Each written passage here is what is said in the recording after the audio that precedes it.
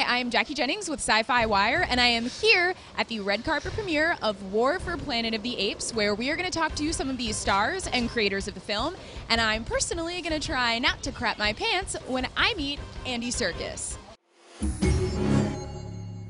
So we're in the third installment. Set the stage for us a little bit. Where do we pick up? What's the state of the world? Well, it's 2 years since the last film, and it's really been a constant state of war. And Caesar is in a position where he's really struggling to maintain his role as the sort of guiding force of his people under a lot of pressure from these humans who have been really relentless. The arc of Caesar's journey has been extraordinary, and also the fact that it's not just seeing this character grow and age and become a father and become a leader, but it's also he's evolving all the time. So underlying that whole thing is this sense of the character going from pure chimpanzee, evolving through to almost being a human. It's sometimes hard to tell who's the good side and who's the bad side in the film. It's not clear-cut good guys and bad guys. Who are you personally rooting for when you watch the films? You root for the good apes and the good humans, and I think that was one of the things that we all set out to do from the start, is that you can't tell whether a creature is good or bad by the color of their skin or their species. Well, see, that's an interesting take on it, because I think the biggest thing is, who would you fight for?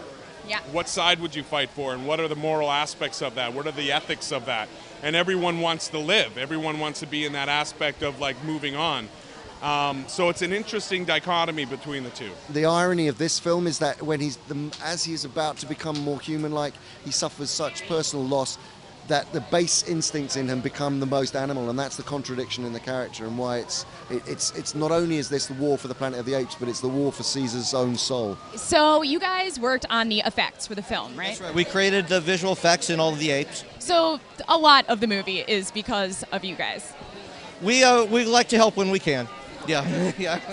Modest. This is modesty right here. Which is harder for you guys, or I guess which do you prefer working on?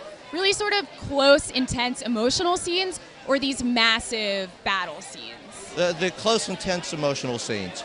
Because that's where the movie lives and breathes, especially with Matt. Matt tells this movie in close-up. It's all very character-driven, point-of-view driven. And that's the heart of the film. So that's really what we live for. And I think that's what sets these movies apart as well, is that they are so much about what happens right here, and not like. And that's one of the things that's really cool about this particular film, War for the Planet of the Apes, is like it does have this broad, epic scope, a David Lean-esque kind of 65 millimeter, golden age of cinema kind of feel to it. But at the end of the day, it's about what happens here more than what happens out there.